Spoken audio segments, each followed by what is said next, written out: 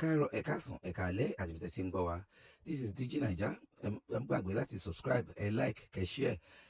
Àwọn arákùnrin tó ti jáde o lórí awuyewuye tó ń lọ lágbolé fújì lórí ọ̀rọ̀ Saheed Osupa, Pasuma, General Kollington àti Barrister.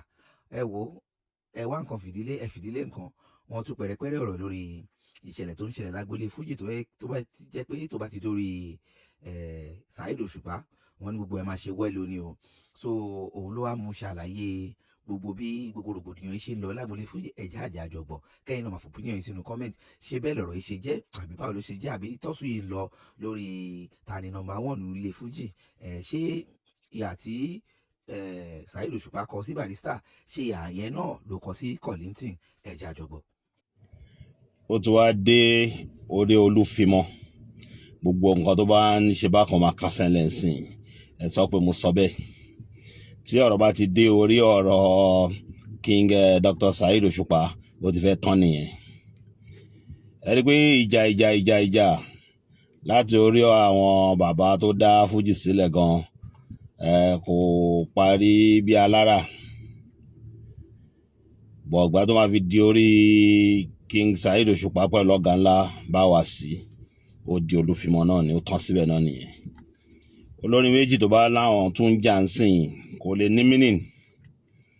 Tí àwọn ọ̀rẹ́ méjèèjì yẹn ó milẹ̀, ó ní meaning, ó dẹ̀ dolúfimọ́ náà nìyẹn. Bọ̀bọ́ ọlọ́pàá mẹ́ta kankan tó ń sọ oríṣiríṣi fáwọn èèyàn tó ń rí vision, ó sọ dórí orí olúfimọ́ báyìí, ó tán síbẹ̀ náà nìyẹn, kò ṣe mọ́. Àwa ń pe àwọn èèyàn, à ń fún wọn lówó kó báyàn kan jà, kó sọ̀rọ̀ èèyàn kan láì dá social media. Gbogbo ẹ̀yin olórin àgbààgbà tẹ̀ ń ṣorí ẹ̀yin nìyẹn, ọlọ́run nìyẹn. Àwọn ìta mọ̀ táǹtà láti mọ̀ tó leaked voice note. Orí King Dr. Saheed Osupa náà ló tún ti ṣí báyìí. Gbogbo àwọn olórin tó ń ṣe, gbogbo àwọn olórin tó bá ń ṣe nǹkan bẹ́ẹ̀ yẹn pé yẹ́sẹ̀ recruit kọ́ máa fi lè máa jà, ìyẹn wá lọ sá sí abẹ́ ádàbí pé ẹ̀ mọ nǹkan tó ń ṣẹlẹ̀. Ọlọ́run tó fẹ́ kó stop náà ló yẹ kí ti King Dr. Saheed Osupa jáde báyìí. Yóò kí àfáàsù náà o, àwọn tó bá fún ẹ lówó bó ṣe sọ, tó bá fún ẹ lówó wàá bú èèyàn, ó bú Kọ́lá Olóòtú, ó bú èèyàn báyìí, ó ṣe léyìí, ó ṣe lé òun rówó gbà. Táìmì yẹn kẹ̀dẹ̀ rèé, ọ̀rọ̀ súnà yẹn ò já sí ẹ lórí pé nǹkan bẹ́ẹ̀ yẹn ò dá o. Ok, ó wá ṣẹlẹ̀ nìyẹn. Ẹ rí i pé ní agboolé fújì ń sìn ó ti di olúfimọ́ nìyẹn. Then àwọn fáǹsì àtàwọn olólùfẹ́ General Kollington Àyìnlá, wọ́n pọ̀ tó jáde tó fi ẹ̀dùn ọkàn wọn. Èmi dẹ̀ yìí maintain point tí mo ń sọ pé mélòó eléyìí jáde agbọ́ ni. Kẹ́dẹ̀ máa wo ti King Dr. Saheed Osupa yìí, tí àwọn ọmọ àwọn tó ń kọrin bíi ọba orin tó bá visit King wọn nílé, ó ní míì tó yẹ kí wọ́n ọ̀tẹ̀ fi bò tó gbé jáde. Ibi tí King Dr. Saheed Osupa ti ń sọ pé àtàwọn tó ti kọ fújì rí àtàwọn tó ń kọ fújì ń sìn kò sí àwọn kan tó ní Barrister. Ìyẹn wọn líkẹ́ o, wọ́n post ẹ ní o. Ẹ̀yàn kan jáde gbà yẹn sọ̀rọ̀ o. Inú clip yẹn King Dr. Saheed Osupa tún sọ pé ayé Barrister wọn bí àwọn kan rẹ kó wọn ní ẹ̀. Òun tó wá tún sọ̀rọ̀ Barrister òkú lòun tún sọ sí yín o, pẹ̀lú pé Barrister tún kú yẹn sìn hàn tún yìí ní ẹ̀. Kí ẹ sọ wá ní kọ́lọ́hún jẹ́ kóun ní Barrister, kóun kọjá Barrister. Mẹ́sẹ̀jì nìyẹn, kò sí any fans kìíní kankan tó jáde. Sọ̀rọ̀ ńgbà yẹn. Torí ó dá ká máa dẹ́kun nǹkan tó bá ṣe ń grow, ìyẹn kan ò jáde sọ̀rọ̀. Inú template album Saheed Papa, òtàfà tó kọ́kọ́ tafà, tó kọ́kọ́ dípò òun ló dá fújì sílẹ̀ tó lélẹ̀. Kí ẹ sọ̀rọ̀ anything ní bàbá wa Kollington náà àwọn fans òdìdí lọ́wọ́ pé Saheed Osupa album template yẹn àìrọ̀ o nǹkan tó kọ́ yẹn ò wá ẹ̀ sọ phenomenon àti oríṣiríṣi nǹkan tí àwọn adẹ̀ ti ń listen sí Dr. Saheed Osupa tí Saheed Osupa bá ń hype Barrister ẹ fi pé kò sí anybody like General Kollington Ayinla ni àwọn tó bá dẹ̀ take General Kollington Ayinla gbókè o wọ́n wá àtìpá àbí wọ́n ju Barrister lọ kọ́ àwọn náà ṣe tí wọn kò sí àwọn tó máa sọ̀rọ̀ èyí tí Saheed ti ń sọ yẹn openly tí àwọn kò sọ anything voice note wá jáde oníkàlùkù abẹ́ sí ń sọ pé yẹn kan tó ṣe fún General Kollington Ayinla yẹn ò dá èyí tí Saheed Osupa ti ń sọ èwo nu yín ló jáde àbòsí nìyẹn ẹ̀yin nìyẹn ẹ máa ṣe lọ tá bá ti rí anybody tí wọ́n bá ti ń bọ̀ díẹ̀díẹ̀ ẹ sáré ṣe ẹ ti ṣe kó kúrò ayé ìgbà tí ọ̀gá ńlá bá wà sí tọ́nàwọ́ táyé sókè ní Ìbàdàn pé 001 Ìbàdàn nìyẹn Mèrègé wà láyé ń bẹ̀ náà tó Mèrègé náà wà ń bàdàn nobody came out bá wà sí ìkan náà wà náà wọ́ tírílẹ̀dà again ẹ̀wọ̀n yẹn kan wá sọ̀rọ̀ ó dùn náà gbàtọ́ fi Kwamwan jọba ní Ìbàdàn wa yìí náà kan náà olùkàkú dákẹ́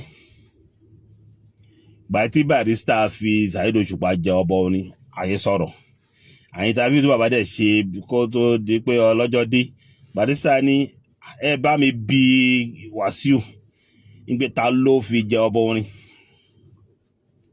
ṣóhun dẹ̀ sọ̀rọ̀ òun wá fi Saheed Osupa jọba orin ẹ wá ń sọ̀rọ̀ ẹ ṣe wá kan pé bàbá dẹ̀ ní pé tẹ́ni tó bá ti ń sọ̀rọ̀ lọ táwọn ò bá dá sí tí Barrister bá ti lè sọ̀rọ̀ kan báyìí tí Barrister náà máa gbé sẹ́nu time tí Saheed Osupa ti ń ṣe template tó ti ń sọ̀rọ̀ onífújì tó ti ń make sure tó ti mention Barrister nìkan ẹ̀ ó yẹ gbogbo fans gbogbo ẹ̀yin olólùfẹ́ tẹ́ ń sọ̀rọ̀ ń sìn ó yẹ kẹ́ni jáde